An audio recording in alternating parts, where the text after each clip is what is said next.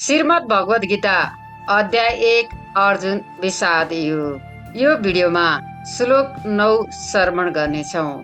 यदि हजुरले सूर्य चन्द्र साधना युट्युब च्यानललाई सब्स्क्राइब गर्नुभएको छैन भने कृपया सब्स्क्राइब गरिदिनु हुनको लागि हार्दिक विनम्र अनुरोध गर्दछु। लामो गहिरो श्वास लिने छोड्ने गरौँ, आरामपूर्वक श्रवण गरौँ।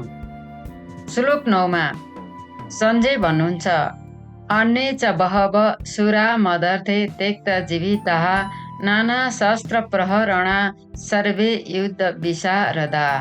मेरो लागि प्राण त्याग्न तयार अनेक किसिमका शास्त्रहरूले सुसज्जित तथा युद्धमा कुशल अरू पनि अनेक शूरवीरहरू छन्। एउटा अत्याचारी तानाशाहको गर्व र दम्भ कतिको हुन्छ।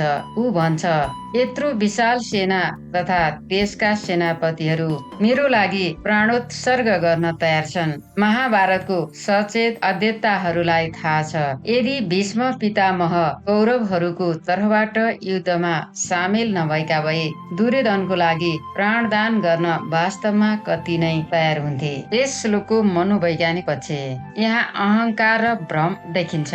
दुर्योधन आफ्नो सेनाको पराक्रम देखेर गर्वित हुन्छन्, तर उनको अहंकारले वास्तविकता बुझ्न दिँदैन।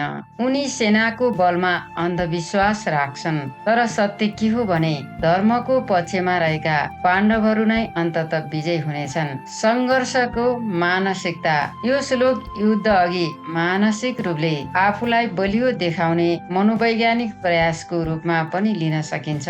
दुर्योधन आफ्ना सैनिकहरूको आत्मबल बढाउन खोजिरहेका छन् ताकि उनीहरू उत्साहित भई युद्धमा प्रवृत्त हुन्। यसमा मृत्युबोधको अभाव देखिन्छ।